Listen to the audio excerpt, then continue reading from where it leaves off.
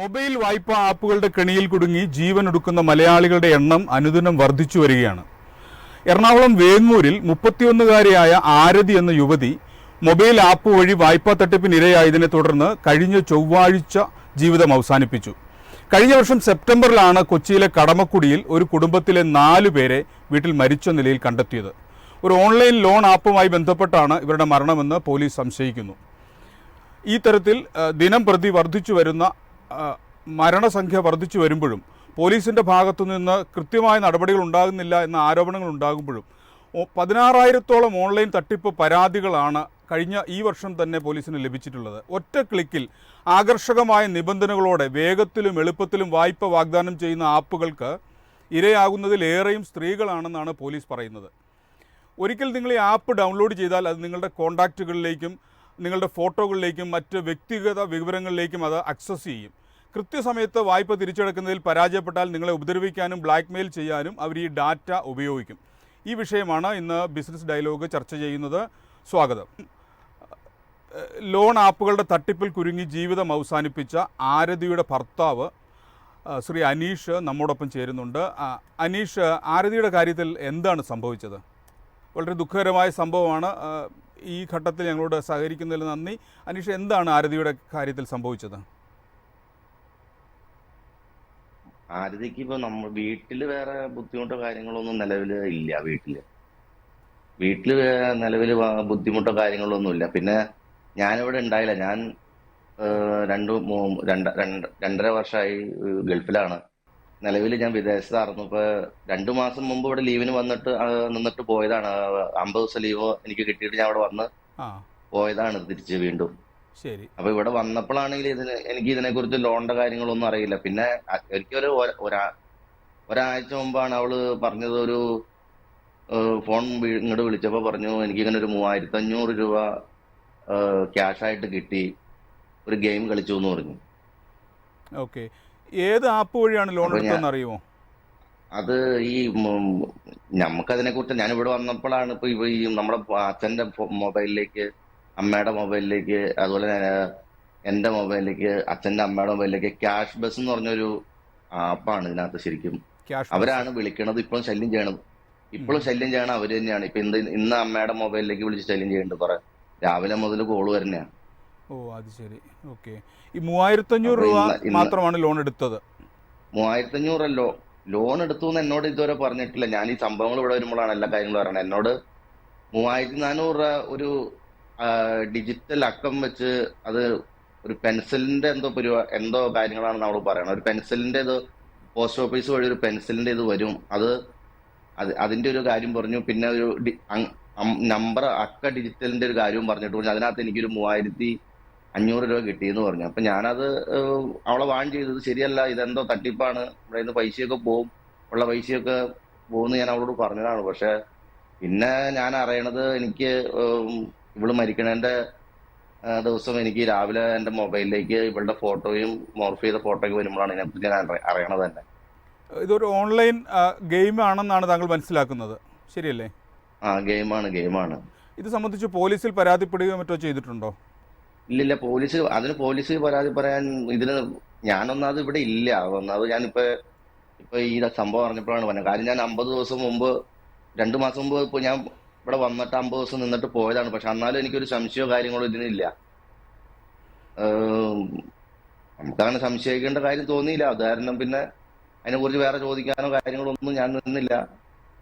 നമ്മളിവിടെ ഉണ്ടെങ്കിലൊക്കെ ഇങ്ങനെ ഈ ഗെയിം കളിക്കണൊക്കെ കാണുകയാണെങ്കിൽ ഇപ്പൊ നമുക്ക് ചോദിക്കുക തന്നെയാണ്. പക്ഷെ ഞാനിതൊന്നും അറിയാറില്ല. ഞാൻ ലീവ് കഴിഞ്ഞ് നേരെ പോയി. 2 മാസമായുള്ളൂ ലീവ് കഴിഞ്ഞ് പോയിട്ട്. അപ്പോഴാണ് ഈ പറഞ്ഞത്. അത് കഴിഞ്ഞ് മരണം ഞാൻ അപ്പൊ തന്നെ മടങ്ങി വന്നതാണ്. ഈ മരണത്തിന് ശേഷവും വീണ്ടും ഈ മൊബൈൽ ആപ്പുകാർ വിളിച്ച് ശല്യം ചെയ്യുന്നുണ്ട്? അത് ഇന്നും ശല്യം ചെയ്യുന്നുണ്ട്. ഇന്നും ഇപ്പൊ ശല്യം ചെയ്ത്, അതിപ്പോ ഓരോരുത്തരുടെ മൊബൈലിലേക്ക് അവർ മാറി വിളിക്കണേ. അവര് ഒന്നും പൈസ അടയ്ക്കാൻ, അതും പല സ്ഥലത്തുനിന്ന് ആൾക്കാർ വിളിക്കണേ. ഇപ്പൊ ഇന്നലെ വിളിച്ചത് മുംബൈ താന എന്ന് പറഞ്ഞ സ്ഥലത്ത് നിന്ന് വിളിക്കുന്നുണ്ട്. താന. മലയാളത്തിലാണോ അവർ സംസാരിക്കുന്നത്? അവര് മലയാളത്തില് അവര് ആദ്യം വിളിച്ചപ്പോ ഒരു തമിഴ് ഏത് ഭാഷ അറിയാമെന്ന് ചോദിച്ചപ്പോ തമിഴ് അറിയുമെന്ന് ചോദിച്ചു. പിന്നെ തമിഴ് ഭാഷയായി. അപ്പൊ ഈ തമിഴ് ഭാഷ സംസാരിക്കുമ്പോൾ അതിന്റെ പുറകിലെ ആൾക്കാരും മലയാളം സംസാരിക്കുന്നുണ്ട്. അവിടെ അതിന്റെ ഉള്ളിൽ തന്നെ ഏതോ റൂമാണെന്ന് സംശയമുണ്ട്. റൂമിലായിരിക്കും. ആ റൂമിന്റെ ഉള്ളിൽ തന്നെ മലയാളം സംസാരിക്കണവരുണ്ട്, ഓക്കെ മലയാളം സംസാരിക്കണമുണ്ട്. ഓക്കെ. ഇവര് ആരതിയുടെ ഫോട്ടോ താങ്കൾക്ക് അയച്ചു തരികയായിരുന്നു അല്ലേ? അതായത് ഫോട്ടോ അയച്ചു തരിക ചെയ്തേ. ഓക്കെ. ഇതിനെക്കുറിച്ച് എന്തുകൊണ്ടാണ് പോലീസിൽ പരാതിപ്പെടാത്തത്? അല്ല, പോലീസിൽ പരാതിപ്പെടാൻ ഞങ്ങൾക്ക് ഇതിനൊരു ഈ ഇത് ഈ മെസ്സേജ് വരുന്ന സമയത്ത് ഈ ഫോണിലേക്ക് ഫോട്ടോസ് വരുമ്പോ ആള് ഇവിടെ ആത്മഹത്യ ചെയ്തേണ്ടായി. ഉം. അവർക്ക് ചിലപ്പോ എന്തായാലും ലാസ്റ്റ് ഉള്ള സംഭവമായിരിക്കും. ഇവള് പൈസ അടയ്ക്കാൻ ബുദ്ധിമുട്ട് വന്നു എന്ന് ഇവർക്ക് തോന്നി കഴിഞ്ഞപ്പോഴായിരിക്കും ഇവര് പൈസ അടയ്ക്കാൻ വേണ്ടി ഇതിന് ബ്ലാക്ക്മെയിൽ ചെയ്താണ്. അല്ലെങ്കിൽ പിന്നെ നമ്മൾ അതിനു മുമ്പ് അറിഞ്ഞെങ്കിൽ നമ്മൾ പോലീസിൽ കംപ്ലൈന്റ് ചെയ്യില്ലേ? നമുക്ക് അറിയാൻ പറ്റുമെങ്കിൽ നമ്മൾ അപ്പൊ തന്നെ പോലീസിൽ കംപ്ലൈന്റ്. തീർച്ചയായും ഇത് ഇവരുടെ ഒരു പ്രവർത്തന രീതി ഇങ്ങനെയാണ് അനീഷ്. ഇവർ നമ്മളുടെ മൊബൈൽ ആപ്പിലുള്ള മൊബൈലിലുള്ള ഫോട്ടോകൾ മറ്റും മോർഫ് ചെയ്യുക, ഇത് കാണിച്ചു ഭീഷണിപ്പെടുത്തുക, ഇവരുടെ ഒരു പ്രവർത്തന രീതി ഈ തരത്തിൽ തന്നെയാണ്. എങ്കിലും എത്ര പണം നഷ്ടപ്പെട്ടിട്ടുണ്ടാവും കരുതുന്നത്? അതിപ്പോ എനിക്കതിനെ കുറിച്ചൊരു കണക്ക് കാര്യങ്ങൾ പറയാൻ പറ്റില്ല. കാരണം നമ്മൾ അവിടെ നിന്ന് അയക്കണ പൈസയും വിദേശത്ത് നിന്ന് വന്ന പൈസയും ബാങ്കിൽ ഉണ്ടായിരുന്ന പൈസയും പിന്നെ ഗോൾഡ്, അതൊക്കെ ഇനിയിപ്പോ അതൊക്കെ കുറച്ചൊക്കെ പോലീസിന്റെ കയ്യിലുണ്ട്. പിന്നെ അതൊക്കെ ഇവിടുന്ന് കൊണ്ടുപോയ ഒരു ഗോൾഡ് എന്ന് പറഞ്ഞാൽ അത് അവള് മാറ്റി അത് റോൾഡ് ഗോൾഡ് പകരം വെച്ചിട്ടാണ് അത് കൊണ്ടുപോയി പണയം വെച്ചിട്ടൊക്കെ ഉണ്ട്. അനീഷ്, അതേപോലെ തന്നെ മാലും. നിങ്ങൾക്ക് പിന്നെ സാമ്പത്തികമായ പ്രശ്നങ്ങൾ ഉണ്ടായിരുന്നോ? സാമ്പത്തികമായ പ്രതിസന്ധി ഉണ്ടായിരുന്നോ? സാമ്പത്തികമായിട്ട് പ്രതിസന്ധി എനിക്ക് അങ്ങനെ ഒന്നും തന്നെ ഇല്ല ഇവിടെ. അങ്ങനെ ഒരു ഇതില്ല. കാരണം നമുക്ക് അത്യാവശ്യം സാമ്പത്തികമായിട്ട് വലിയ കുഴപ്പമൊന്നുമില്ല. കാരണം എൻ്റെ വീട്ടിൽ എല്ലാവരും പണിക്ക് പോണ ആൾക്കാരുമാണ്. ബുദ്ധിമുട്ടൊന്നുമില്ല. എന്തായാലും നമുക്ക് ഉണ്ണാനും കൊടുക്കാനൊക്കെ എന്തായാലും ഉണ്ട്. ഒരുപാട് പൈസ ഇല്ലാന്നുള്ളൂ. Okay okay. അനീഷ് ദയവായി ലൈനിൽ തുടരണം. ശ്രീ തിലകൻ, ഇത്തരം സംഭവങ്ങൾ ഉണ്ടാകുമ്പോൾ പോലീസിൻ്റെ ഒരു അന്വേഷണ രീതി എങ്ങനെയാണ്? നമസ്കാരം. ഈ പോലീസിൻ്റെ അന്വേഷണ രീതി എന്ന് പറഞ്ഞു കഴിഞ്ഞാൽ കൃത്യമായിട്ട് പോലീസിന് വിവരം ലഭിക്കുന്നത് മിക്കവാറും ഒത്തിരി ഡിലേ വന്നതിന് ശേഷമാണ്. സ്റ്റാർട്ടിങ്ങിൽ തന്നെ പോലീസിന് ഇത് സംബന്ധിച്ചുള്ള എന്തെങ്കിലും വിവരങ്ങൾ ലഭിക്കുകയാണെങ്കിൽ അവർക്ക് ആവശ്യമായ ഉപദേശങ്ങൾ നൽകുന്നതിനും വേണ്ട കൃത്യമായിട്ടുള്ള നടപടികൾ സ്വീകരിക്കാനും കഴിയുമായിരുന്നു. പക്ഷേ ഈ ഇതുപോലുള്ള സംഭവങ്ങളിൽ കൂടുതലും ഇരയാവുന്നത് ലേഡീസ് ആയതുകൊണ്ട് ലേഡീസിന് എത്രയും പെട്ടെന്ന് പോലീസിനെ സമീപിക്കുന്ന അതിൻ്റെ രീതികളോ അല്ലെങ്കിൽ എങ്ങനെയാണ് ഒരു പരാതി കൊടുക്കേണ്ടതെന്നോ അല്ലെങ്കിൽ പരാതിപ്പെട്ടാൽ നമ്മുടെ പ്രൈവസി നഷ്ടപ്പെടുമെന്നും അതുപോലെ തന്നെ ഈ ഓൺലൈൻ തട്ടിപ്പിന് ഇരയാക്കുന്നവർ അവർ പലപ്പോഴും ലേഡീസിൻ്റേതായിട്ടുള്ള മോർഫ് ചെയ്ത ഫോട്ടോസൊക്കെയാണ് ഉപയോഗിക്കുന്നത്. ഇത് അവർക്കും അവരുടെ ബന്ധുക്കൾക്കും അയച്ചു കൊടുത്തിട്ടുണ്ടാവും. അപ്പോൾ ഇത് കൂടുതൽ ഇതിന് പബ്ലിസിറ്റി വരുമോ എന്നുള്ളൊരു പേടി കൊണ്ട് പരാതിപ്പെടാൻ ഡിലേ വരും. ആ ഡിലേ കൊണ്ട് തന്നെ ഈ പ്രതികളിൽ, അതായത് കുറ്റക്കാർക്ക് ആ സമയത്ത് കൂടുതൽ അവരുടെ മേഖലകളിലേക്ക് കൂടുതൽ വ്യാപിപ്പിക്കാനും കൂടുതൽ പേരെ ഇരകളാക്കാനും ഇവരെ കൂടുതൽ ട്രാപ്പിൽപ്പെടുത്താനുമുള്ള സാവകാശം ലഭിക്കുകയും ചെയ്യും. അതുകൊണ്ട് ശ്രീ തിലകൻ, താങ്കൾ ദീർഘകാലം പോലീസിൽ സേവനമനുഷ്ഠിച്ചതിന് ശേഷം റിട്ടയർ ആയ ആളാണ്. ഇത്തരം കേസുകൾ അനവധി അന്വേഷിച്ചിട്ടുണ്ട് എന്നാണ് ഞങ്ങൾ മനസ്സിലാക്കുന്നത്. അങ്ങനെയാണെങ്കിൽ ഇത്തരം കേസുകൾ ഉണ്ടാകുമ്പോൾ പോലീസിൻ്റെ അന്വേഷണം ഏതു തരത്തിലാണ് മുമ്പോട്ട് പോകുന്നത്? പോലീസിനെ FIR പരാതി ലഭിച്ചു കഴിഞ്ഞ് FIR രജിസ്റ്റർ ചെയ്തതിനു ശേഷം ഇവരെ കോണ്ടാക്ട് ചെയ്തിരിക്കുന്നത് ഒരുപക്ഷെ ഫോൺ നമ്പറിൽ നിന്നായിരിക്കും. അതല്ലെങ്കിൽ വാട്സാപ്പോ ഫേസ്ബുക്കോ അല്ലെങ്കിൽ ഇൻ്റർനെറ്റ് വഴി ഏതെങ്കിലും തരത്തിലുള്ളൊരു സോഷ്യൽ മീഡിയ വഴിയായിരിക്കും. അതുവഴിയാണ് ഇവരെ കോണ്ടാക്ട് ചെയ്തിട്ടുണ്ടെങ്കിൽ അതെങ്ങനെയാണ് കോണ്ടാക്ട് ചെയ്തത്. ഇപ്പോൾ ഫോൺ നമ്പർ ആണെങ്കിൽ ആ ഫോൺ നമ്പർ ട്രേസ് ചെയ്ത് അവരുടെ കോണ്ടാക്ട്സ് നോക്കി ആണ് പോലീസ് ഈ പ്രതികളിലേക്ക് എത്തുന്നത്. പക്ഷേ ഇത്തരത്തിലുള്ള കേസുകളിൽ എൻ്റെ അനുഭവത്തിൻ്റെ വെളിച്ചത്തിൽ ഒരു 90%-90%-ലധികം ഒരു കാരണവശാലും നമുക്ക് പ്രതികളെ കിട്ടില്ല എന്നുള്ളതാണ്. അപൂർവം ചില കേസുകളിൽ നമ്മൾ അന്വേഷിച്ച് അറ്റത്തെത്തി കഴിഞ്ഞാൽ തന്നെ അത് ഏതെങ്കിലും നിരപരാധികളിലായിരിക്കും എത്തുന്നത്. കാരണം ഈ പ്രതികൾ ചെയ്യുന്നത് ഏതെങ്കിലും ഒരു ബന്ധവുമില്ലാത്ത ഒരു അറിവുമില്ലാത്ത ഏതെങ്കിലും നോർത്ത് ഇന്ത്യയിലുള്ള ജാർഖണ്ഡിലോ ബീഹാറിലോ ഒഡീസയിലുള്ള ഏതെങ്കിലും കർഷകൻ്റെ അവന് ഈ ഫോണോ ആധാർ കാർഡോ പോലും എന്താണെന്ന് അറിയാൻ പാടില്ലാത്തവനായിരിക്കും. അവൻ്റെ പേരിലായിരിക്കും ഈ കണക്ഷൻസ് എടുത്തിരിക്കുന്നത്. ഈ അടുത്ത കാലത്ത് ഇങ്ങനെ ഒരു തട്ടിപ്പിനിടെ ഒരു പ്രതിയെ ട്രേസ് ചെയ്ത് നമ്മുടെ സിറ്റിയിൽ തന്നെയുള്ള ഒരു സ്റ്റേഷനിൽ ട്രേസ് ചെയ്ത് അറസ്റ്റ് ചെയ്തതിൽ നിന്ന് അവൻ്റെ ആയിരക്കണക്കിനുള്ള സിം കാർഡുകളാണ് ലഭിച്ചത്. അപ്പം ഈ സിം കാർഡുകളിൽ തന്നെ ഭൂരിപക്ഷം തന്നെ മുഴുവൻ തന്നെ ഏതെങ്കിലും ഈ പാവപ്പെട്ട ഒരു വിവരമില്ലാത്ത ഏതെങ്കിലും ആളുകളുടെ പേരിലുള്ള കണക്ഷൻസ് ആയിരിക്കും. അതല്ലെങ്കിൽ പിന്നെ ചെയ്യുന്നത് അക്കൗണ്ട് വഴിയാണ്. ഈ നമ്മളുടെ ഇരയായ ആളുകളുടെ അക്കൗണ്ട് ഏത് അക്കൗണ്ടിലേക്കാണ് അവരുടെ അക്കൗണ്ടിൽ നിന്ന് പണം ട്രാൻസാക്ഷൻ നടന്നിട്ടുള്ളത് എന്ന് കണ്ടെത്തി ആ അക്കൗണ്ട് വഴി കണ്ടെത്തുക എന്നുള്ളതാണ്. ശ്രീ തിലകൻ, ശരിയാണ്. ഇപ്പോൾ താങ്കൾ അനീഷ് സംസാരിച്ചു, താങ്കൾ കേട്ടുവല്ലോ. ഈ ഒരു ഘട്ടത്തിൽ പോലീസിന് എങ്ങനെയാണ് ഇവരെ സഹായിക്കാൻ കഴിയുക? ഈ ആരതിയുടെ മരണത്തിന് ശേഷവും വീണ്ടും ഈ മൊബൈൽ ആപ്പുകാർ അവരെ വിളിച്ച് ശല്യം ചെയ്തുകൊണ്ടിരിക്കുകയാണ്. ഈ ഒരു ഘട്ടത്തിൽ എന്തു സഹായമാണ് പോലീസിൽ നിന്ന് അവർക്ക് പ്രതീക്ഷിക്കാൻ കഴിയുന്നത്? ഇപ്പോൾ ചെയ്യാവുന്നത് ഏതായാലും ഡിലേ വന്നു എന്നുള്ളത് ശരി തന്നെയാണ്. എങ്കിലും നമുക്ക് ചെയ്യാവുന്നതെന്ന് പറഞ്ഞാൽ ഇവരുടെ അക്കൗണ്ട് വഴി നമുക്ക് ട്രേസ് ചെയ്യാൻ പറ്റുമോ എന്നുള്ളതാണ്. നമുക്ക് പെട്ടെന്നായിരുന്നെങ്കിൽ ഇപ്പോൾ ഇങ്ങനെയുള്ളൊരു ധനനഷ്ടം നമുക്ക് സംഭവിച്ചാൽ എത്രയും പെട്ടെന്ന് 1930 എന്നുള്ള ഇൻ്റർനാഷണൽ സൈബർ ക്രൈം നമ്പറുണ്ട്. അതിനകത്തേക്ക് ഡയൽ ചെയ്ത് കഴിഞ്ഞാൽ നമുക്ക് ഈ ഡീറ്റെയിൽസ് പറഞ്ഞാൽ അതിന് ഗോൾഡൻ അവർ എന്ന് പറഞ്ഞാൽ, അതായത് ഗോൾഡൻ അവർ എന്ന് പറഞ്ഞാൽ ആദ്യത്തെ 1 മണിക്കൂർ, ഈ 1 മണിക്കൂറിനുള്ളിൽ 1930 നമുക്ക് വിവരങ്ങൾ പാസ് ചെയ്യാൻ സാധിച്ചാൽ പെട്ടെന്ന് തന്നെ നമുക്ക് ഈ ചെയിൻ ബ്ലോക്ക് ചെയ്യാൻ പറ്റും. അതായത് നമ്മുടെ ഏത് അക്കൗണ്ടിൽ നിന്നാണോ പൈസ പോയിട്ടുള്ളത് ആ അക്കൗണ്ട് ഏത് അക്കൗണ്ടിലേക്കാണോ പോയത് ആ അക്കൗണ്ടും അവിടെ നിന്ന് വേറെ എങ്ങോട്ടാണോ ട്രാൻസ്ഫർ ചെയ്തിട്ടുള്ളത് അവിടെ നിന്നും അതും ആ ചെയിൻ നമുക്ക് ബ്ലോക്ക് ചെയ്യാൻ പറ്റും. അങ്ങനെ ബ്ലോക്ക് ചെയ്യുന്ന പറഞ്ഞാൽ ഈ 1 മണിക്കൂറിനുള്ളിൽ സംഭവിച്ചാലേ ഉള്ളൂ.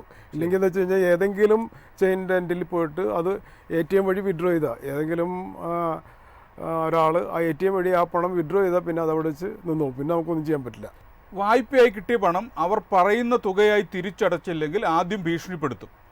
തിരിച്ചടവ് മുടങ്ങിയാലും ചിലപ്പോൾ ആവശ്യപ്പെടുന്നതിൽ കൂടുതൽ പണം ആവശ്യപ്പെട്ടുകൊണ്ടുള്ള ഭീഷണി സന്ദേശങ്ങൾ എത്തുന്നു. പിന്നെ ഫോണിൽ നിന്ന് ശേഖരിച്ച ചിത്രങ്ങൾ നഗ്ന ദൃശ്യങ്ങളുമായി കൂട്ടിച്ചേർത്ത് അയച്ചു കൊടുക്കുന്നു. ഇതാണ് ഇവരുടെ ഒരു പ്രവർത്തന രീതി. ശ്രീ തിലകൻ, എങ്ങനെയാണ് ഇവർക്ക് ഈ ആക്സസ് ഉണ്ടാകുന്നത്? ഈ ഓൺലൈൻ ബാങ്കിങ് തട്ടിപ്പ് കേസിൽ മിക്കവാറും ആക്സസ് നമുക്ക് വരുന്നത് നമ്മൾ സോഷ്യൽ മീഡിയ കൂടുതലായിട്ട് ഉപയോഗിക്കുന്ന സമയത്ത് നമുക്ക് ഒരുപാട് മെസ്സേജുകൾ വരാം. ഇപ്പോൾ വാട്സാപ്പിലാണെങ്കിലും ഫേസ്ബുക്കിലാണെങ്കിലും ഇൻസ്റ്റയിലായാലും ഒത്തിരി മെസ്സേജുകൾ നമുക്ക് വരും, ഓഫറുകൾ പറഞ്ഞുകൊണ്ട് തന്നെ. പലപ്പോഴും ഗിഫ്റ്റുകൾ ഓഫർ ചെയ്തുകൊണ്ട്, പലപ്പോഴും ഈ നമ്മുടെ ഫോൺ റീചാർജ് ചെയ്താൽ തന്നെ നമുക്ക് ആ റീചാർജ് എമൗണ്ട് തിരികെ ലഭിക്കും എന്ന് പറഞ്ഞ് നമുക്ക് ഓഫറുകൾ വരും. ഈ ഓഫറുകളിൽ വരുമ്പോൾ അതിനകത്തൊരു ലിങ്ക് ഉണ്ടാവും. ലിങ്കിൽ ക്ലിക്ക് ചെയ്യുന്ന സമയത്ത് നമ്മളറിയാതെ തന്നെ നമ്മുടെ ഫോൺ അവർ ഹൈജാക്ക് ചെയ്യുകയാണെന്ന്. അതായത് നമ്മുടെ ഫോണിലുള്ള കോണ്ടാക്ട്സും ഗാലറികളും എല്ലാം ആക്സസ് ചെയ്തുകൊണ്ടുള്ളൊരു പെർമിഷൻ അവർ ചോദിക്കുന്നുണ്ട്. ഇത് നമ്മളറിയാതെ നമ്മൾ എല്ലാത്തിനും എസ് ചെയ്ത് കൊടുത്ത് ഈ പെർമിഷനും നമ്മൾ ഗ്രാൻറ്റ് ചെയ്യും. അങ്ങനെ വന്നു കഴിയുമ്പോൾ നമ്മുടെ ഫോൺ മുഴുവൻ ഫോണിലുള്ള എല്ലാ കോണ്ടാക്ട്സും ഗാലറികളും അവർക്ക് ആക്സസ് ചെയ്യാൻ പറ്റും.